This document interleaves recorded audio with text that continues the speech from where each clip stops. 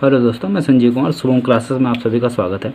आज की वीडियो का टॉपिक बोर्ड एग्जाम के लिए काफ़ी ज़्यादा इंपॉर्टेंट है। ये मैं कल के वीडियो में भी आप लोगों को बता चुका हूँ कि आज जो टॉपिक बताया जाएगा ये सिर्फ बोर्ड एग्ज़ाम के लिए नहीं बल्कि एंट्रेंस एग्ज़ाम के लिए भी बहुत ज़्यादा इंपॉर्टेंट है। इसमें कुछ चीज़ें हम आपको ऐसी बताएंगे जो आपको कहीं देखने को मिलेगा नहीं। अगर आप सेल्फ स्टडी भी करेंगे तो वो चीज़ें आपको बुक में मिलेगा ज़रूर, लेकिन आप उसको नोटिस नहीं कर पाएंगे। कुछ ऐसी बारीकियां हैं जो आपको मैं यहाँ पे वीडियो में क्लियर करूँगा। इसके लिए आप वीडियो बहुत ही ध्यान से देखिएगा और वीडियो आप शुरू से लेकर लास्ट तक देखिए।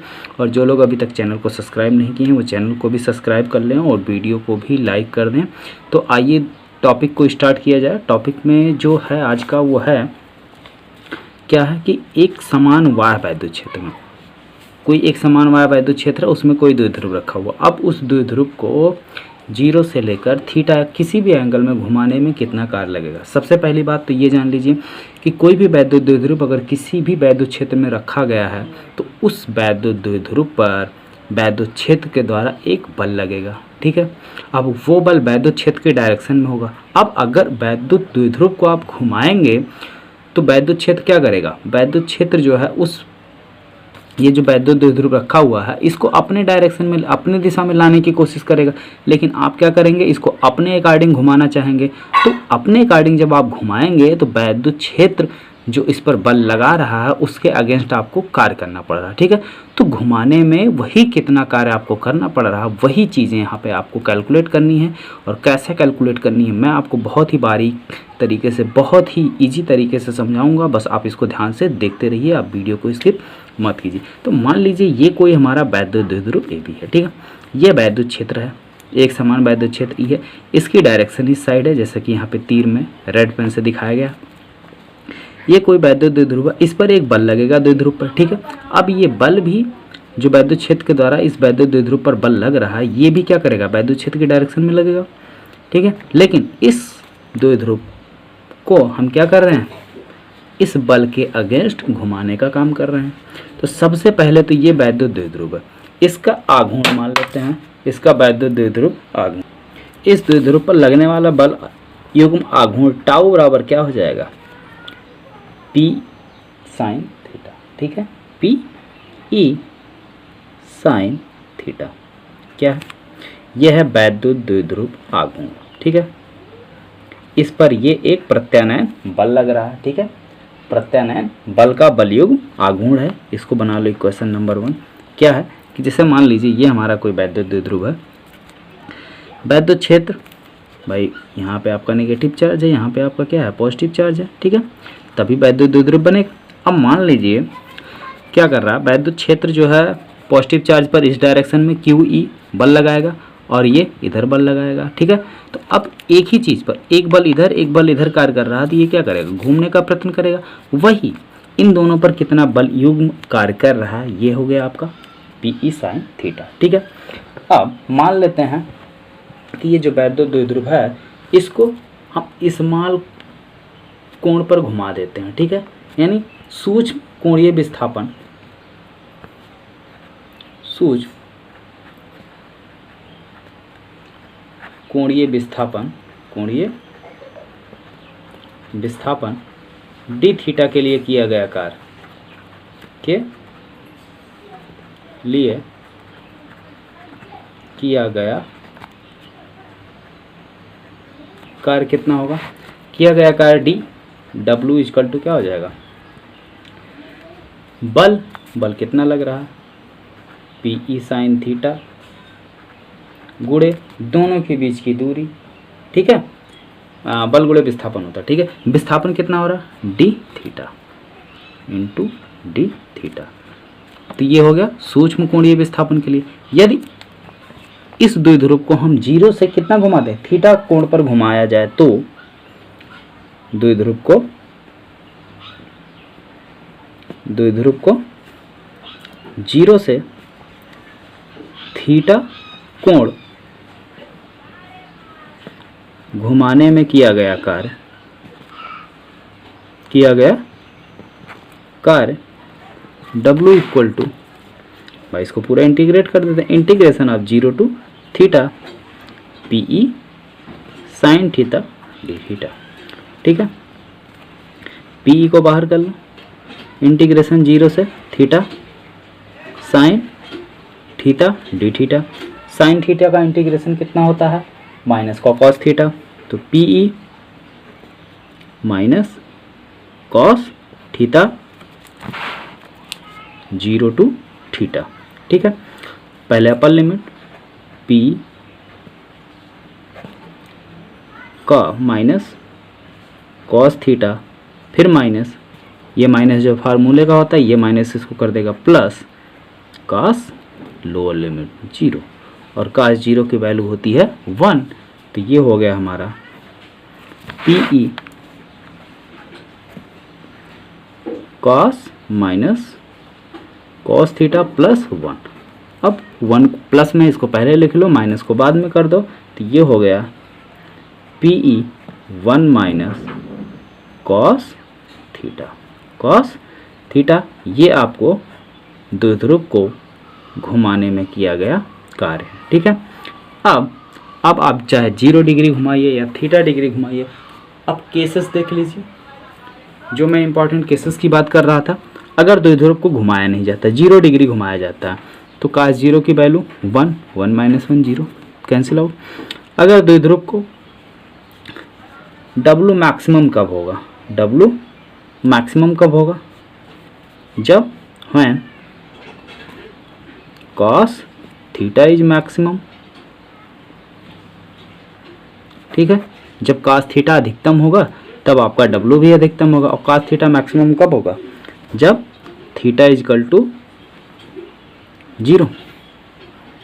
ठीक है, सर यहाँ पे मैक्सिमम नहीं, cos थीटा को मिनिमम होना पड़ेगा, क्योंकि माइनस है ना, cos थीटा को मिनिमम होना पड़ेगा, मिनिमम। ठीक है, cos थीटा मिनिमम, और cos थीटा मिनिमम कब होता है, 90 डिग्री पर। तो W मैक्स इक्वल टू क्या हो गया, W मैक्स इक्वल टू हो गया पी ई।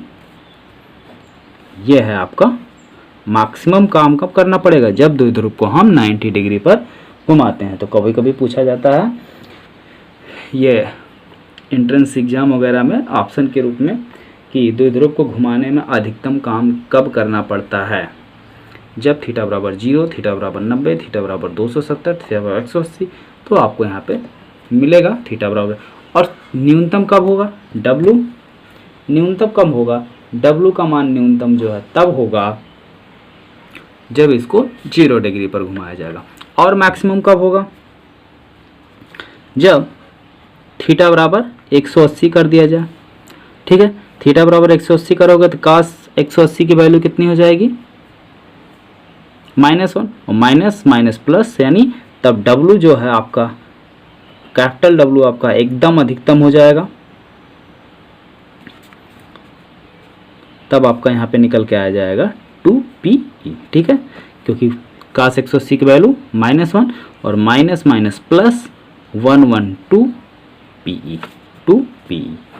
ये कब आएगा, जब आपका थीटा बराबर 180 अंश होगा। ठीक है, तो ये हो गया एक समान वाय वैद्युत क्षेत्र में द्विध्रुव को घुमाने में किया गया कार्य। अब बात कर लेते हैं कि वैद्युत क्षेत्र में कोई भी एक समान वैद्युत क्षेत्र, उसमें वैद्युत द्विध्रुव को अगर हम ले आते हैं तो उसमें कुछ न कुछ स्थितिज ऊर्जा, यानी द्विध्रुव को वैद्युत क्षेत्र के भीतर लाने में कुछ न कुछ कार्य करना पड़ेगा, और जो कार्य करना पड़ेगा वही कार्य उसमें द्विध्रुव में जो है स्थितिज ऊर्जा के रूप में संचित हो जाती है। उसी को हम कहते हैं द्विध्रुव की स्थितिज ऊर्जा। तो सबसे पहले इसको कैलकुलेट कर लेते हैं कि द्विध्रुव की स्थितिज ऊर्जा कितनी हो जाएगी। जैसे मान लेते हैं ये हमारा कोई एक समान वैद्युत क्षेत्र है E, ठीक है, जिसकी डायरेक्शन इधर है। ये हमारा कोई एक समान वाह वैद्युत क्षेत्र है। अब मान लेते हैं कोई द्विध्रुव यहाँ से जो है अनंत से ले आया जा रहा, अनंत से ले आया जा रहा, यहाँ पे लाके फिक्स किया गया। ठीक है, ये -q, ये +q, इसके बीच की टोटल डिस्टेंस जो है ये AB कितनी है, 2L। ठीक है, अब देखो सबसे पहले यहाँ पे द्विध्रुव को लाने के लिए क्या करना पड़ेगा, इस आवेश को लाया गया होगा, किसको, माइनस आवेश को। तो -q को B तक लाने में किया गया कार्य, -q आवेश को माइनस क्यू आवेश को बिंदु बी तक अनंत से लाने में किया गया कार्य, अनंत से लाने में किया गया कार्य कितना होगा। तो अनंत से लाने में जो कार्य करना पड़ेगा हमको, वो यहाँ पे मान लेते हैं अगर कितना कार्य करना है, W है तो कितना हो जाएगा वो, ठीक है, WB कितना हो जाएगा, माइनस आवेश के कारण ला रहे हैं तो माइनस मान लेते हैं, किया गया कार्य ये है, ठीक है। और प्लस क्यू आवेश को किया गया कार्य तथा प्लस क्यू आवेश को बिंदु बी तक, बिंदु भाई प्लस को ले आएंगे तो कार्य हमारा पॉजिटिव होगा, निगेटिव को ले आएंगे कार्य हमारा निगेटिव होगा। दोनों को अनंत से एक ही बिंदु पर ला रहे हैं तो दोनों का जो कार्य है वो दोनों का कार्य क्या हो जाएगा, बराबर होगा, लेकिन साइन दोनों का विपरीत होगा। तो क्या हो जाएगा, बिंदु बी पर इसको लाने में किया गया कार्य और इसको लाने में किया गया कार्य, ये निगेटिव होगा, ये पॉजिटिव हो जाएगा, तो कुल कार्य क्या हो जाएगा, 0 हो जाएगा। सिर्फ बचेगा कितना कार्य, जो माइनस क्यू आवेश कितनी डिस्टेंस एक्स्ट्रा चल रहा है, 2L डिस्टेंस एक्स्ट्रा चल रहा है, तो वही उतना कार्य जो है इसमें स्टोर होगा, ठीक है। बिंदु बी तक लाने में किया गया कार्य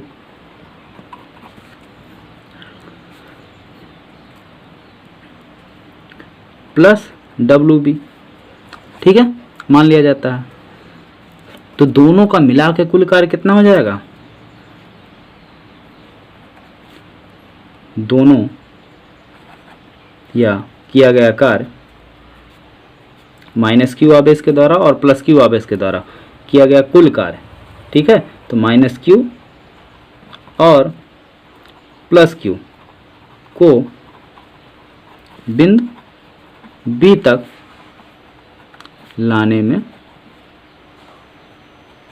किया गया कुल कार्य बराबर कितना हो जाएगा, 0 हो जाएगा, ठीक है। तो अब माइनस क्यू आवेश क्या है, माइनस क्यू आवेश 2L दूरी अधिक तय कर रहा है, 2L दूरी अधिक तय कर रहा है, ठीक है।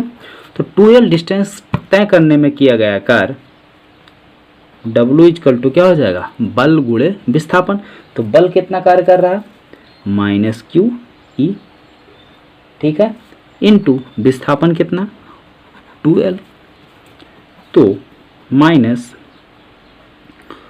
ये हो गया 2QL into E by 2L, Q यहाँ से ले लिया हमने, तो 2QL ये क्या होता है, द्विध्रुव आघूर्ण यानी P होता है, तो ये हो गया माइनस PE, ठीक है। तो किसी भी वैद्युत द्विध्रुव को अनंत से वैद्युत क्षेत्र के भीतर लाने में जो कार्य करना पड़ता है वही हमारा उसमें स्थितिज ऊर्जा के रूप में स्टोर हो जाता है, और यही जो है उसकी कुल स्थितिज ऊर्जा है, ठीक है।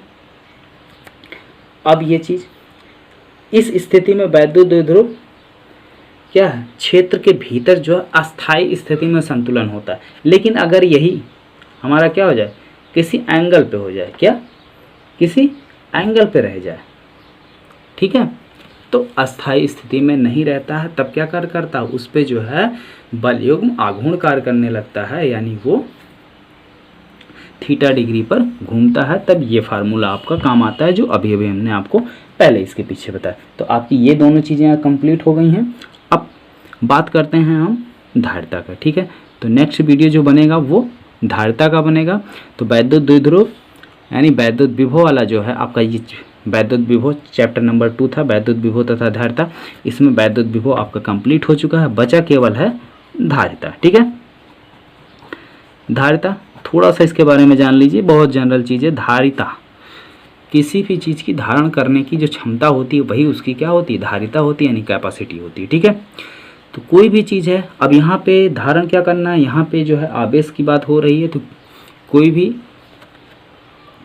हमारा इंस्ट्रूमेंट है या कोई भी निकाय है वो कितना अधिक से अधिक आवेश को स्टोर कर सकता है या ग्रहण कर सकता है, वही उसकी जो क्या हो जाएगी, धारिता हो जाएगी। ठीक है, तो इस बारे में बात करते हैं नेक्स्ट वीडियो में।